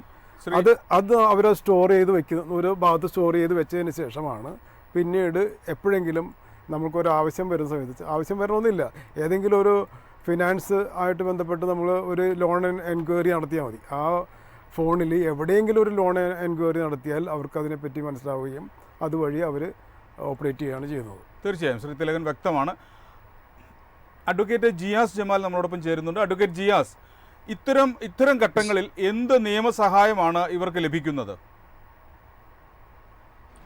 ആദ്യം തന്നെ പറയട്ടെ, ഇൻസ്റ്റന്റ് ലോൺ ആപ്ലിക്കേഷനുകളുടെ പുറകിൽ പോകുന്ന ആളുകൾ അവര് പലപ്പോഴും പ്ലേ സ്റ്റോറിലും iOS-ലും ഇതുപോലുള്ള ആപ്ലിക്കേഷനുകൾ നിയമപരമാണെന്ന് വിശ്വസിച്ചുകൊണ്ട് അല്ലെങ്കിൽ റിസർവ് ബാങ്കിന്റെ അംഗീകാരമുള്ളതാണെന്ന് ഇത്തരം കമ്പനികൾ പരസ്യം ചെയ്യുമ്പോൾ ഇതെല്ലാം വിശ്വസിച്ചുകൊണ്ടാണ് സാധാരണക്കാരായ ആളുകളടക്കം ഡൗൺലോഡ് ചെയ്യുന്നത്. പക്ഷേ യഥാർത്ഥത്തിൽ റിസർവ് ബാങ്ക് പോലും അംഗീകൃതമായിട്ടുള്ള ലോൺ ആപ്ലിക്കേഷന്റെ പട്ടിക ഇതുവരെ പുറത്തുവിട്ടിട്ടില്ല. പല ആളുകളും മീഡിയാസ് അടക്കം പല സമയത്ത് റിപ്പോർട്ട് ചെയ്തിട്ടുള്ളത് റിസർവ് ബാങ്കിന്റെ അംഗീകാരമുള്ള ആപ്ലിക്കേഷൻസ് ഇവിടെ അവൈലബിൾ ആണ്, നിങ്ങൾക്ക് വെബ്സൈറ്റിൽ പോയി ചെക്ക് ചെയ്യാവുന്നതാണ്. ഇത് സംബന്ധിച്ചുള്ള നിരവധി പരാതികൾ ഞാൻ കൊടുത്തിട്ടുണ്ടെങ്കിലും അതിന്റെ വിവരാശ നയപ്രകാരം ആവശ്യപ്പെട്ടപ്പോൾ തന്നെ മറുപടി ലഭിച്ചത് ഇതുവരെ അങ്ങനെ ഒരു ലിസ്റ്റ് റിസർവ് ബാങ്കിന്റെ കയ്യിലോ കേന്ദ്ര IT മന്ത്രാലയത്തിന്റെ കയ്യിലോ ഇല്ല എന്നുള്ളതാണ്. അപ്പൊ അതുകൊണ്ട് തന്നെ ആളുകൾക്ക് ഇത് തിരിച്ചറിയാനുള്ള സാധ്യത വളരെ കുറവാണ്. ഏതാണ് നല്ല ആപ്ലിക്കേഷൻ, ഏതാണ് അംഗീകാരമുള്ളതെന്ന് പോലും ആളുകൾക്ക് മനസ്സിലാവുന്നില്ല. രണ്ടാമത്തത്, ആരതിയുടെ ഹസ്ബൻഡ് പറഞ്ഞതുപോലെ ഏതോ ഒരു ഗെയിമിൽ നിന്ന് 3500 രൂപ ആദ്യം കിട്ടിയെന്ന് പറയുന്നുണ്ട്. അപ്പൊ ഈ ഗെയിമിൽ നിന്ന് കിട്ടിയെന്ന് പറയുമ്പോൾ നിലവിൽ ഇവിടെ നിരോധിക്കപ്പെട്ട ബെറ്റിംഗ് ഗാംബ്ലിംഗ് ആയിട്ടുള്ള ആപ്ലിക്കേഷനുകൾ ഏതെങ്കിലും കളിച്ച് പരസ്യം കണ്ട് ചിലപ്പോൾ അതിൽ കളിച്ച് ക്യാഷ് കിട്ടിയിട്ടുണ്ടാവും. പിന്നീട് ക്യാഷ് പോയ സമയത്ത് ആ ക്യാഷ് തിരിച്ചു പിടിക്കാൻ വേണ്ടിയിട്ടോ അല്ലെങ്കിൽ തുടർന്ന് കളിക്കാൻ വേണ്ടിയിട്ടോ എന്തെങ്കിലും സാഹചര്യത്തിലാകാം ചിലപ്പോൾ ഈ ലോൺ ആപ്ലിക്കേഷനുകളെ കോൺടാക്ട് ചെയ്യുന്നുണ്ടാവും. അപ്പൊ ഇങ്ങനെ ഒരു ലോൺ ആപ്പിൽ ലോൺ എടുക്കുന്ന ആളുകൾ ഇപ്പൊ എന്റെ അടുത്ത് വരുന്ന പല ആളുകളെയും നമ്മൾ മനസ്സിലാക്കിയിട്ടുള്ളത് ഒരു ലോൺ ആപ്പ് മാത്രമല്ല ഒരു ലോൺ എടുക്കുന്നത്. ഒരെണ്ണം കഴിയുമ്പോൾ അതിൽ തിരിച്ചടക്കാൻ വേണ്ടി പറ്റാതെ വരുമ്പോൾ അടുത്ത ലോൺ ആപ്ലിക്കേഷനുകൾ ഇവർ തന്നെ സജസ്റ്റ് ചെയ്യും. അങ്ങനെ ആത്മഹത്യ ചെയ്യുന്നവരും അല്ലെങ്കിൽ വളരെ ബുദ്ധിമുട്ടിലാവുന്ന ഇതുപോലുള്ള ഹരാസ്മെന്റിന്റെ ഏറ്റവും അവസാന ഘട്ടത്തിലെത്തുന്ന ആളുകളുടെ മൊബൈൽ ഫോൺ പരിശോധിക്കുമ്പോൾ 50-ലധികം ആപ്ലിക്കേഷനുകളായിരിക്കും ഓരോരുത്തരുടെയും മൊബൈൽ ഫോൺ ഉണ്ടാവുന്നത്. അതായത് ഒരു ലോണിൽ നിന്ന് തിരിച്ചടക്കാൻ വേണ്ടി അടുത്ത ലോണിൽ ആപ്പിൽ നിന്ന് എടുക്കും, അത് കഴിയുമ്പോൾ അടുത്ത ആപ്പിൽ നിന്ന് എടുക്കും. ഇങ്ങനെ ഇതേപോലെ ഒരു പരമ്പര പോലെ ഒരു സീരീസ് പോലെ ഒരുപാട് ലോൺ ആപ്ലിക്കേഷനുകളായിരിക്കും നമ്മൾ ഡൗൺലോഡ് ചെയ്ത് വെക്കുന്നത്. അപ്പൊ ഇങ്ങനെ വരുന്ന സാഹചര്യത്തിലൊക്കെ അഡ്വക്കേറ്റ് ജിയാസ്, ഇതിനെക്കുറിച്ച് ഇത്രയധികം അവയർനെസ് ഉള്ള ആളുകളല്ല പറ്റിക്കപ്പെടുന്നത്. പോലീസിൻ്റെ കണക്കനുസരിച്ച് കൂടുതലും സ്ത്രീകളാണ് ഇതിന് ഇരയാകുന്നത്. ഇപ്പം അനീഷ് പറഞ്ഞതുപോലെ തന്നെ ആരതിക്ക് ഇതിനെക്കുറിച്ച് അത്ര കാര്യമായ അറിയാമോ എന്ന് നമുക്കറിയില്ല. എങ്കിൽ പോലും പറ്റിക്കപ്പെടുന്നവരിൽ ഭൂരിപക്ഷവും ഇതിനെക്കുറിച്ച് വ്യക്തമായ അവബോധമില്ലാത്തവരാണ്. ഇവരെ എങ്ങനെയാണ് നിയമത്തിന് സഹായിക്കാൻ കഴിയുന്നത്? ഏറ്റവും ആദ്യത്തെ ഒരു കാര്യം, ഇതിൽ പോലീസിന് മാത്രമല്ല ഉത്തരവാദിത്തമുള്ളത്. യഥാർത്ഥത്തിൽ കേന്ദ്ര സംസ്ഥാന സർക്കാർ കാര്യക്ഷമമായി ഇടപെട്ടാൽ മാത്രമേ ഈ ലോൺ ആപ്ലിക്കേഷൻ പോലുള്ള ചതിക്കുഴിയിൽ നിന്ന് സാധാരണക്കാരെ രക്ഷിക്കാൻ കഴിയുള്ളൂ. കാരണം പൊതുവെ എല്ലാവരും പറയും പോലീസ് കാര്യക്ഷമമായി അന്വേഷിക്കുന്നില്ല, ഒരു മരണം കഴിയുമ്പോൾ അത് കുറച്ച് ചർച്ച കഴിഞ്ഞാൽ അല്ലെങ്കിൽ കേസ് എടുത്തതിനു ശേഷം അടുത്ത നടപടികളൊക്കെ പോകുന്നില്ലെന്നൊക്കെ പറയും. ഒരുപാട് പരിമിതികൾ ഇത്തരം ലോൺ ആപ്ലിക്കേഷനുകളെയും ഇതിന്റെ പിന്നിൽ പ്രവർത്തിക്കുന്ന ആളുകളെയും പിടിക്കാനായിട്ടും അന്വേഷണം നടത്തുന്നതിനും പോലീസിന് തടസ്സമായിട്ടുണ്ട്. ഇതൊരു വ്യക്തമായിട്ടുള്ള റിസർച്ചിന്റെ ഭാഗമായിട്ടല്ല അന്വേഷിച്ച് കണ്ടെത്തിയിട്ടുള്ള കാര്യങ്ങളാണ്. അതായത് ഇത്തരം ലോൺ ആപ്ലിക്കേഷനിലെല്ലാം തന്നെ പ്രവർത്തിക്കുന്നത് ഇന്ത്യക്ക് പുറത്തുള്ള രീതിയിലായിരിക്കും ഡെവലപ്പ് ചെയ്യുന്നതും അപ്ലോഡ് ചെയ്യുന്നത്. അപ്പോ ഇതിനകത്ത് റിസർവ് ബാങ്ക് കറക്റ്റ് ആയിട്ട് പറഞ്ഞിട്ടുണ്ട്, ഇത്തരം ലെൻഡിംഗ് ആപ്ലിക്കേഷനുകൾ ഗൂഗിൾ പ്ലേ സ്റ്റോറിലോ iOS-ലോ വരുന്ന സമയത്ത് ഇത്തരം ആപ്ലിക്കേഷനിൽ ഒന്നും തന്നെ വ്യക്തികളുടെ കോൺടാക്ട് ഡീറ്റെയിൽസ് ആക്സസ് ചെയ്യാനോ ഗാലറിയുടെ പെർമിഷൻ കൊടുക്കാനോ ഇത്തരം ആപ്ലിക്കേഷൻ പാടില്ല എന്ന് പറയുമ്പോൾ പോലും ഇത്തരം ആപ്ലിക്കേഷനുകൾ വീണ്ടും ഗൂഗിൾ പ്ലേ സ്റ്റോറിൽ വരുന്നുണ്ട്. അപ്പൊ ഇങ്ങനെ വരുന്ന സാഹചര്യത്തിൽ സർക്കാരാണെങ്കിൽ പോലും വ്യക്തമായ നിർദ്ദേശം അല്ലെങ്കിൽ നടപടി ഇത്തരം പ്ലേ സ്റ്റോറിനെതിരെയും iOS-നെതിരെയൊക്കെ നടപടി സ്വീകരിച്ചാൽ മാത്രമേ ആ കാര്യത്തിൽ ഒരു തീരുമാനം ഉണ്ടാവുകയുള്ളൂ. രണ്ടാമത്തെ കാര്യം, ഇതേപോലെ പ്രോപ്പർ ആയിട്ടുള്ള ഒരു അവയർനെസ് ആളുകൾക്ക് കിട്ടുന്നില്ല എന്നുള്ളത് തന്നെയാണ്. തീർച്ചയായും ഞാൻ താങ്കളിലേക്ക് മടങ്ങി വരും. ശരിയാണ്, ഇത്തരം ആപ്പുകൾ ഓപ്പറേറ്റ് ചെയ്യുന്നത് ഇന്ത്യക്ക് പുറത്തുള്ള രാജ്യങ്ങളിൽ നിന്നാണ്, നൈജീരിയയിൽ നിന്നും അതുപോലുള്ള രാജ്യങ്ങളിൽ നിന്നാണ് ഇത് ഓപ്പറേറ്റ് ചെയ്യുന്നത് പോലീസ് തന്നെ കണ്ടെത്തിയിട്ടുണ്ട്. ഞാൻ അനീഷിലേക്ക് മടങ്ങി വരികയാണ്. ശ്രീ അനീഷ്, ആരതി എങ്ങനെയാണ് ഈ ആപ്പുകളിലേക്ക് എത്തപ്പെട്ടത്? ഇതിനെ കുറിച്ച് എനിക്ക് ഒന്നും പറയാൻ അറിയില്ല. കാരണം ഇത് എങ്ങനെയാ അവൾക്ക് ഇതിനകത്തേക്ക് എത്തിയെന്നോ ഒന്നും എനിക്ക് അതിനെ കുറിച്ചില്ല. കാരണം ഞാൻ വിവാഹം കഴിച്ചിട്ട് ഇപ്പൊ 10 വർഷമായി അവള് വിവാഹം കഴിച്ചിട്ട്. പക്ഷെ ഇതിന്റെ ഇടയ്ക്ക് നമുക്ക് അവളൊരു ഗെയിം കളിക്കുക, എന്നല്ലെങ്കിൽ എന്തെങ്കിലും ഒരു മൊബൈലായിട്ട് എന്തെങ്കിലും ഇരുന്ന് സംസാരിക്കുകയോ അങ്ങനെ എന്തെങ്കിലും ഇതൊക്കെ ആയിട്ട് ആരെങ്കിലും പിടിച്ചാൽ ഭാഷ മാറി സംസാരിക്കുകയൊക്കെ ചെയ്യുകയാണെങ്കിൽ നമുക്ക് ഓട്ടോമാറ്റിക്കായിട്ട് ഇതിനകത്ത് എന്താ സംഭവം നടക്കണേന്ന് ചോദിക്കാൻ പറ്റും. പക്ഷെ ഇത് അങ്ങനെ ഒരു സംശയം പോലും നമുക്കില്ല ഇതിനെക്കുറിച്ച്. താങ്കൾ എപ്പോഴാണ് ഈ വിവരം അറിയുന്നത്? ആരതി ഇത്തരത്തിൽ ഗെയിം കളിക്കുന്നുണ്ട് അല്ലെങ്കിൽ ഇങ്ങനെ ഒരു കുടുക്കിൽ അകപ്പെട്ടു എന്ന് എപ്പോഴാണ് താങ്കൾ അറിയുന്നത്? ഞാൻ ഇത് കുടുക്കിലകപ്പെട്ടു എന്ന് എനിക്ക് അങ്ങനെ ഒരു ഇത് തോന്നണില്ല. കാരണം ഞാനിപ്പോ ഒരാഴ്ച ഇവള് ആത്മഹത്യ ചെയ്യണമെങ്കിൽ ഒരാഴ്ച മുമ്പാണ് ഞാൻ ഇത് അറിയണത് തന്നെ. ഇവിടെ വിളിച്ചപ്പോഴാണ് ഇവിടെ എന്നോട് പറയണത്. ഞാനൊരു ആദ്യം എന്നോട് പറഞ്ഞു ഒരു പെൻസില് സെയിലുണ്ട്, അത് പോസ്റ്റ് വഴിയാന്നൊക്കെ പറഞ്ഞു. നമ്മള് പോസ്റ്റ് ഓഫീസ് വഴിയാണ് അത് വന്നത്, അതിന്റെ പോസ്റ്റായിട്ട് അത് ബന്ധമുള്ളതാന്നും പറഞ്ഞു. അപ്പൊ അത് കഴിഞ്ഞിട്ട് പറഞ്ഞു, അപ്പൊ അതിന്റെ ഒപ്പം ഞാനൊരു ഗെയിമും കൂടെ ഉണ്ടായിരുന്നു. അപ്പൊ അതിനകത്ത് അത് ഡിജിറ്റൽ നമ്പറിന്റെ എന്തോ അക്കങ്ങൾ നിരത്തി എന്തോ ഇതാ ചെയ്യണേന്ന് പറഞ്ഞു. അപ്പൊ അതിനകത്ത് എനിക്ക് 3500 രൂപ കിട്ടിയെന്ന് പറഞ്ഞു. അപ്പൊ ഞാൻ അപ്പൊ തന്നെ വാൺ ചെയ്തു. ഞാൻ പറഞ്ഞു ഇത് ശരിയായ സ്ഥലമല്ല. കാരണം ഞാൻ ഒന്നാമത് വിദേശത്ത് ജോലി ചെയ്യുന്ന ആളാണ്. അപ്പൊ അതെനിക്ക് കറക്റ്റ് ആയിട്ട് അറിയാം. കാരണം നമുക്ക് അവിടുന്ന് നമ്മുടെ കമ്പനിയോ അല്ലെങ്കിൽ അവിടുത്തെ പോലീസോ കറക്റ്റ് ആയിട്ട് അവരുടെ കറക്റ്റ് ഡീറ്റെയിൽ ഉള്ള മെസ്സേജ് വന്നാൽ മാത്രമേ നമുക്ക് ഒരു ഫോൺ കോള് എടുക്കാൻ പോലും പറ്റുള്ളൂ ആ രാജ്യത്ത്. ഈ ആപ്പുകാർ താങ്കളെ ബന്ധപ്പെടുകയോ മറ്റോ ചെയ്തിട്ടുണ്ടായിരുന്നോ? എനിക്ക് അവിടെ വെച്ച് എനിക്കിങ്ങനെ അവിടുത്തെ നമ്പറുകളും അവിടെ നിന്നും ഈ കോളുകൾ വന്ന പാകിസ്ഥാൻ അല്ലെങ്കിൽ ശ്രീലങ്ക അങ്ങനെയുള്ള സ്ഥലങ്ങളിൽ നിന്നാണ് വരുന്നത്. പക്ഷെ അങ്ങനത്തെ നമ്പർ ഇടയ്ക്ക് എന്റെ മൊബൈലിലേക്ക് ഓരോ മെസ്സേജ് വരുന്നുണ്ട്. പക്ഷെ അപ്പൊ ഞാൻ വിചാരിക്കണെന്ന് വെച്ചാൽ അവിടുത്തെ നമ്മൾ അതിനകത്ത് അത് ഇത് എക്സ്പെക്ട് ചെയ്യാൻ പോയി കഴിഞ്ഞാൽ എന്നെ പ്രശ്നം എന്ന് വെച്ചാൽ നമ്മുടെ ഐ ഡി എന്നുള്ള പേടിയാണ് എനിക്ക് അവിടെ. കാരണം എന്റെ ഐ ഡി പോയി കഴിഞ്ഞാൽ എന്റെ ഐ ഡി വെച്ച് അവിടെ കോടിക്കണക്കിന് രൂപ ലോൺ എടുക്കാം ഒരാളുടെ ഐ ഡി വെച്ച്, ഓക്കെ സിവിൽ ഐ ഡി വെച്ച്. അപ്പൊ ആ സിവിൽ ഐ ഡി നഷ്ടപ്പെടും എന്നുള്ള പേടിയും കൊണ്ട് ഞാൻ അങ്ങനത്തെ കോളുകൾ വന്നാൽ ഞാൻ എടുക്കില്ല. നമുക്ക് അറിയാവുന്ന ആൾക്കാർ, നമുക്ക് കമ്പനിയിൽ നിന്നുള്ള കോളുകൾ മാത്രമേ ഞാൻ എടുക്കുള്ളൂ. അല്ലാണ്ട് ഞാൻ വേറെ ഈ നമ്പറുകൾ വരുമ്പോൾ ചിലപ്പോൾ അതിന്റെ മുമ്പിൽ +96 അല്ലെങ്കിൽ ചിലപ്പോൾ അക്കങ്ങൾ കൂടുതലുള്ള കോളുകളൊക്കെ നമ്മുടെ മൊബൈലിൽ വരും ഇടയ്ക്ക്. അപ്പൊ ഞാൻ അതൊന്നും എടുക്കില്ല. കാരണം അങ്ങനെ എടുത്തു കഴിഞ്ഞാൽ നമ്മുടെ ഐ ഡി നഷ്ടപ്പെടും അവിടെ. നമ്മുടെ ഐ ഡി പോയി കഴിഞ്ഞാൽ പിന്നെ നമുക്ക് അവിടെ സർക്കാരിൽ പോലും പറഞ്ഞിട്ട് കാര്യമില്ല. നമുക്കവിടെ തിരിച്ച് റിട്ടേൺ കയറി വരാൻ പോലും പറ്റില്ല. നമുക്ക് ഐ ഡി നഷ്ടപ്പെട്ടാൽ നമ്മൾ അവിടെ ജയിലിൽ അടയ്ക്കപ്പെടും. അപ്പൊ നമ്മൾ ഒരു കാരണവശാലും നമ്മുടെ വിവരങ്ങൾ ഒരാൾക്കും നമ്മൾ കൈമാറില്ല. ഓക്കെ. ശ്രീ അനീഷ്, ഇത്തരം ആപ്പുകൾ സാധാരണയായി ഓപ്പറേറ്റ് ചെയ്യുന്നത് ഇന്ത്യക്ക് പുറത്തുള്ള രാജ്യങ്ങളിൽ നിന്നാണ്. ഇത്തരം കോളുകൾ വരുമ്പോൾ താങ്കൾക്കത് പുറത്തുള്ള രാജ്യത്തിൽ നിന്ന് വന്ന കോളുകൾ തിരിച്ചറിയാൻ കഴിയുന്നുണ്ട്. പക്ഷേ മലയാളികളിൽ പലർക്കും അതിന് സാധിക്കുന്നില്ല. ഇത്തരം തട്ടിപ്പിൽ പെടുന്നവർക്ക് ആർക്കും അത് തിരിച്ചറിയാനോ അതിനെ പ്രതിരോധിക്കാനോ പറ്റാത്ത ഒരു സാഹചര്യമാണുള്ളത്. അത് നിങ്ങൾ പറഞ്ഞ ശരിയാണ്. പക്ഷെ അത് ആ രാജ്യത്തെ നിയമം പോലത്തെ നമ്മുടെ രാജ്യം അതുപോലെയാണെങ്കിൽ ഈ ഓരോങ്ങളും ഇവിടെ നടക്കില്ല. കറക്റ്റ് ആയിരിക്കും അത്. കാരണം അങ്ങനെ ഒരാൾക്ക് ഒരു സിവിൽ ഐ ഡി വന്നു കഴിഞ്ഞാൽ ഒരാൾക്ക് അന്യ സംസ്ഥാനത്ത് നമ്മുടെ നാട്ടിൽ വരാൻ പറ്റില്ല. വേറെ ഒരു പ്രശ്നങ്ങളും നമ്മുടെ നാട്ടിൽ ഉണ്ടാവില്ല. പക്ഷെ ഇത് ഏകീകൃത സിവിൽ ഇറങ്ങിയുണ്ട്. പക്ഷെ അത് ആരും അംഗീകരിക്കുള്ളല്ലോ ഇതിനകത്ത്. പക്ഷെ അങ്ങനെ ഒരു കോഡ് ഉണ്ടെങ്കിൽ നമുക്ക് ഒരിക്കലും നമ്മുടെ ഐ ഡി നഷ്ടപ്പെടില്ല. ഒരാളുടെ മൊബൈലിലുള്ള കാര്യങ്ങൾ പുറത്തു പോകില്ല, ഒന്നും പോകില്ല. കാരണം അത് അവർക്ക് ആകെ കൂടി ഇപ്പൊ അവിടെ ഉള്ളത് ഞാൻ ജോലി ചെയ്യുന്ന സ്ഥലത്ത് ആകെ എന്റെ ഐ ഡിയുടെ ആപ്പും സഹേല ആപ്പ് എന്നും പറഞ്ഞപ്പോൾ സർക്കാർ പുതിയ ആപ്പുകളിൽ നിന്ന് അവിടെ ഇങ്ങനെ ആൾക്കാർ പറ്റിക്കപ്പെടാതിരിക്കാൻ വേണ്ടിയാണ് അവരും പുതിയൊരു ആപ്പ്, അവര് തന്നെ സർക്കാരിന്റെ ഒരു ആപ്പ് അവരുണ്ടാക്കി. അപ്പൊ 2 ആപ്പാണ്. ആ 2 ആപ്പ് അല്ലാണ്ട് വേറൊരു ആപ്പ് നമുക്ക് ഉപയോഗിക്കാൻ തന്നെ പറ്റില്ല. കാരണം അങ്ങനെ ഉപയോഗിച്ചാൽ അവർ ആ നിമിഷം നമ്മൾ വേറൊരു ആപ്പ് ഉപയോഗിച്ചാൽ നമ്മൾ അവിടെ ഒന്ന് അറസ്റ്റ് ചെയ്യും അവര്. Okay okay. ശ്രീ അനീഷ്, ഈ ആപ്പിൽ കൂടെ ഈ തരത്തിൽ തട്ടിപ്പ് നടത്തുന്നവർ ഒരു പ്രധാന പരിപാടി നമ്മുടെ കോൺടാക്ട് ലിസ്റ്റിലുള്ളവർക്ക് നമ്മളുടെ ഫോട്ടോകളും മോർഫ് ചെയ്ത ഫോട്ടോകളും മറ്റും അയച്ചു കൊടുക്കുകയും നമ്മുടെ വിവരങ്ങൾ ചോർത്തി കൊടുക്കുകയൊക്കെ ചെയ്യുക എന്നുള്ളതാണ്. ഈ തരത്തിൽ താങ്കളുടെ ബന്ധുക്കളെയോ അല്ലെങ്കിൽ സുഹൃത്തുക്കൾക്കോ ഒക്കെ ഈ തരത്തിലുള്ള സംഭവങ്ങൾ വന്നിട്ടുണ്ടോ? ഇവർ ഫോട്ടോകൾ അയച്ചു കൊടുക്കുകയോ അല്ലെങ്കിൽ അവരുമായി ബന്ധപ്പെടുകയോ ചെയ്തിട്ടുണ്ടോ? ഇത് ഫോട്ടോ അയച്ചു എന്ന് പറഞ്ഞാൽ അത് നമ്മുടെ വീട്ടിലുള്ളവരുടെ മൊബൈലിലേക്ക് തന്നെയാണ് ഫോട്ടോ വന്നതാണ്. എന്ന് വെച്ചാൽ എന്റെ അച്ഛൻ, അമ്മ, പിന്നെ പുറത്തുള്ള ആൾക്കാർ നമ്മളോട് ഇത് വന്നു എന്ന് പറയില്ല. എന്തായാലും വിളിച്ചു പറയില്ലല്ലോ. എന്തായാലും നമ്മുടെ വീട്ടിലുള്ളവരോടും പറയില്ല. ആ കോണ്ടാക്ട്സിലുള്ള ആർക്കും അവര് ചിലപ്പോ അത് ഒരുപാട് ആൾക്കാർക്ക് ഇട്ട് കൊടുത്തന്നെ. പക്ഷെ അത് ആരും നമ്മളോട് പറയില്ല. കാരണം ഇത് വന്നായിരുന്നു അല്ലെങ്കിൽ ഒരു ക്ലിപ്പ് വന്നായിരുന്നു അല്ലെങ്കിൽ ഇത് വീഡിയോസ് ഇട്ട് അവരൊരു ഫോട്ടോ ഇട്ടുണ്ടെന്ന് പറഞ്ഞ് ആരും പറയില്ല. കാരണം അങ്ങനെ നമ്മുടെ അടുത്ത് അവര് പറയില്ലല്ലോ. എന്തായാലും നമ്മുടെ സുഹൃത്തുക്കളായിരിക്കുമല്ലോ, അവളുടെ സുഹൃത്തുക്കളും നമ്മുടെ സുഹൃത്തുക്കളും ആ കോണ്ടാക്ട്സിലുള്ള ആൾക്കാരായിരിക്കുമല്ലോ ഇത് കാണുന്നത്. അപ്പൊ അവരൊരിക്കലും അതിനെ പെട്ടെന്ന് വിളിക്കില്ല. കാരണം പെട്ടെന്ന് ഇങ്ങനെ വിളിച്ച് മൊത്തത്തിൽ അറിഞ്ഞു കഴിയുമ്പോൾ ഒരു പെണ്ണാവുമ്പോ ശരിക്കും പറഞ്ഞ നമ്മുടെ നാട്ടിൽ അത് മൊത്തത്തിലൊരു ചീറ്റിംഗ് വിഷയമായിട്ട് ഒരു നാണക്കേട് പോലെ ആയിപ്പോകും.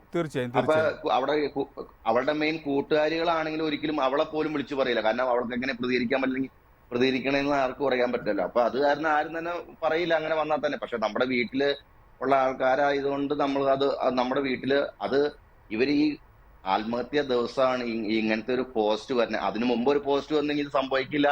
നമുക്ക് സ്റ്റേഷനിൽ പോയി അത് പറഞ്ഞ് അതപ്പോ തന്നെ നമുക്ക് അത് തന്നെ വേണ്ടെന്ന് ചെയ്യാം. പക്ഷെ ഇത് അങ്ങനെ ഒരു സംഭവം നമുക്ക് അറിയണില്ലല്ലോ. നമുക്കിത് വരുന്ന ദിവസമാണ് ഇവരെല്ലാവർക്കും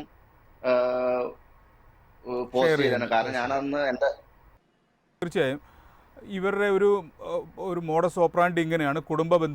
കുടുംബത്തിലുള്ള ബന്ധുക്കളെയും സുഹൃത്തുക്കളെയും മറ്റും ഇത്തരത്തിലുള്ള വിവരങ്ങൾ അറിയിക്കുകയും ഈ തരത്തിലുള്ള ഫോട്ടോകളും മറ്റും ബന്ധുക്കൾക്കും സുഹൃത്തുക്കൾക്കും ഷെയർ ചെയ്യുകയും ചെയ്യുക എന്നുള്ളതാണ് ഇത്തരം മൊബൈൽ ആപ്പ് തട്ടിപ്പ് നടത്തുന്നവരുടെ ഒരു സ്ഥിരം പ്രവർത്തന രീതി.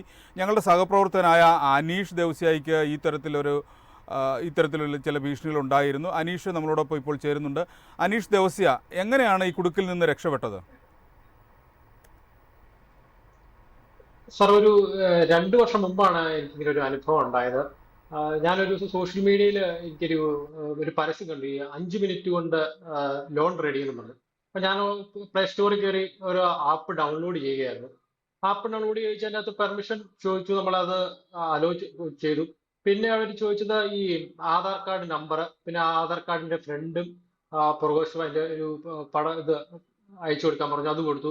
പിന്നെ അവർ പാൻ കാർഡിന്റെ നമ്പർ, പാൻ കാർഡ് നമ്മൾ അയച്ചു കൊടുത്തു, പാൻ കാർഡിന്റെ പടം കൊടുത്തു. പിന്നെ നമ്മൾ ബാങ്ക് ഡീറ്റെയിൽസ് ചോദിച്ചു, ബാങ്ക് ഡീറ്റെയിൽസ് നമ്മൾ ആഡ് ചെയ്ത് കൊടുത്തു. അത് കഴിഞ്ഞ് ഒരു 2 മിനിറ്റിനുള്ളിൽ അവര് താങ്കൾക്ക് 7,000 രൂപ ലോൺ സാങ്ഷൻ ആയെന്ന് പറഞ്ഞൊരു മെസ്സേജ് നമുക്ക് അയച്ചു. ഒരു അരമണിക്കൂറിനുള്ളിൽ അക്കൗണ്ടിൽ ഒരു 2,750 രൂപ അക്കൗണ്ടിൽ വന്ന് ക്യാഷായി കയറി. ഒരു ബുധനാഴ്ചയാണ് അക്കൗണ്ടിൽ വന്ന് പൈസ കയറുന്നത്. ഒരു 3 ദിവസത്തിന് ശേഷം ഒരു ദിവസം അതിന്റെ അടുത്ത ഞായറാഴ്ച ഒരു രാവിലെ ഒരു 9 മണിയോട് കൂടി ഫോണിലേക്ക് വാട്സാപ്പിൽ ഒരു മെസ്സേജ് അയച്ചു. താങ്കള് ഈ 7,000 രൂപ ഇൻട്രസ്റ്റോടും കൂടി 7,000 രൂപ തിരിച്ചടയ്ക്കണം എന്നുള്ളത്. അപ്പൊ ഈ നമുക്ക് ലോൺ കിട്ടിയിട്ട് 3 ദിവസം ആയുള്ളൂ. അപ്പൊ ഇത്ര പെട്ടെന്ന് തന്നെ 7,000 രൂപ തിരിച്ചടയ്ക്കാന്ന് എങ്ങനെ ചെയ്യാൻ പറ്റും? അപ്പൊ നമ്മളെന്നെ ചോദിച്ചു ഇത് എങ്ങനെ അയക്കാൻ പറ്റുമെന്ന്. അപ്പൊ ഒരു UPI ID വാട്സാപ്പിലേക്ക് അയച്ചു. ഈ UPI IDയിലാണ് താങ്കള് ക്യാഷ് അടയ്ക്കേണ്ടതെന്ന് പറഞ്ഞു. അപ്പൊ പക്ഷെ ഞാനത് എത്രയും തുക കൂടുതൽ അടയ്ക്കുന്നതുകൊണ്ട് ഞാനത് അടയ്ക്കാതിരുന്നപ്പോ നിരന്തരമായി വാട്സാപ്പിൽ പല നമ്പറിൽ നിന്നായിട്ട് മെസ്സേജ് വന്നുകൊണ്ടേയിരുന്നു. അതിലൊരു ഉച്ചയ്ക്ക് ശേഷം അവര് എന്റെ ഫോണിൽ ഉണ്ടായിരുന്ന കോണ്ടാക്ട് ലിസ്റ്റുകളുടെ സ്ക്രീൻഷോട്ട് അയച്ചു തന്നു. പിന്നെ ഗാലറിയിൽ ഉണ്ടായിരുന്ന ഫോട്ടോസ് ഇതെല്ലാം എനിക്ക് അയച്ചു തന്നിട്ട് അത് അവർ പറയുന്ന ഇതാണ്, ഈ കോണ്ടാക്ട് ലിസ്റ്റുള്ള എല്ലാവർക്കും താങ്കളുടെ മോർഫ് ചെയ്ത ചിത്രം അയക്കുമെന്നാണ് അവർ പറയുന്നത്. അത്തരം ചിത്രങ്ങൾ അവർ അയച്ചിരുന്നോ? അത്തരം ചിത്രങ്ങൾ താങ്കൾക്ക് അയച്ചു തന്നിരുന്നു? അത്തരം ചിത്രങ്ങൾ അയച്ചു തന്നില്ല. ഇനി എന്റെ കൂട്ടുകാർക്ക് ആരെങ്കിലും അവർ അയച്ചു കൊടുത്തു എന്ന് എനിക്കറിയില്ല. എന്റെ കൂട്ടുകാർ ആരെങ്കിലും ഒരു ചിത്രം അവർക്ക് അയച്ചു തന്ന കാര്യം എന്നോട് പറഞ്ഞില്ല. പക്ഷെ ഒരു പല നമ്പറിൽ നിന്നായിട്ട് എനിക്കൊരു 2 ദിവസത്തോളം ഏകദേശം ഒരു 10-20ഓളം നമ്പറിൽ നിന്ന് മാറി മാറി കോളുകളും മെസ്സേജുകളും വരും. നമ്മൾ ഒരു നമ്പർ നമ്മൾ വാട്സാപ്പിൽ ബ്ലോക്ക് ചെയ്ത് കഴിയുമ്പോൾ മറ്റു നമ്പറിൽ നിന്ന് വീണ്ടും വരും. ഞാൻ അങ്ങനെ ഏകദേശം 10-17ഓളം നമ്പറുകൾ ബ്ലോക്ക് ചെയ്തു. ഞാൻ എന്നിട്ട് ഒരു 2-3 ദിവസം ശേഷവും ഈ വീണ്ടും ഇങ്ങനെ തന്നെ നിരന്തരമായിട്ട് ഇങ്ങനെ മെസ്സേജുകളും കോളുകളും വന്നിട്ടപ്പോൾ ഞാനിങ്ങനെ സ്റ്റേഷനിൽ പോയി പരാതി കൊടുക്കാമെന്ന് തീരുമാനിച്ചു. ഞാൻ സ്റ്റേഷനിൽ ചെന്നപ്പോഴും അവര് നമ്മളെ നിരുത്സാഹപ്പെടുത്തുകയാണ്. അവര് പറഞ്ഞത് അവര് തന്നെ എന്നെ കഴുത്ത് കാണിച്ചു. ഏകദേശം 10-20ഓളം കേസുകൾ ഇതുപോലെ സ്റ്റേഷനിൽ കൊണ്ടുപോയി തന്നിട്ട് ഇങ്ങനെ കേസുകൾ ഇങ്ങനെ സ്റ്റേഷനിൽ നിലവിൽ വന്നിട്ടുണ്ട്. പറയണത് ഇത് ആരാണ്? അനീഷ്, താങ്കൾ എങ്ങനെയാണ് പിന്നെ പണം അടയ്ക്കാതെ ഇതിൽ നിന്ന് ഈ പ്രശ്നം പരിഹരിച്ചത്? അല്ല, ഞാൻ സ്റ്റേഷനിൽ ചെന്നപ്പോ എന്നോട് സ്റ്റേഷനിലെ ചാർജ് ഉണ്ടായിരുന്ന SI എന്നോട് പറയുന്നത് ഇതുപോലെ ഇഷ്ടംപോലെ ആളുകൾ ഇങ്ങനെ തട്ടിപ്പിൽ പെടുന്നുണ്ട്. അപ്പൊ അദ്ദേഹം തന്നെ കാണിച്ചു തന്നു ഏകദേശം 10-30ഓളം പരാതികൾ ഇങ്ങനെ സ്റ്റേഷനിൽ വന്നിരിക്കുകയാണ്.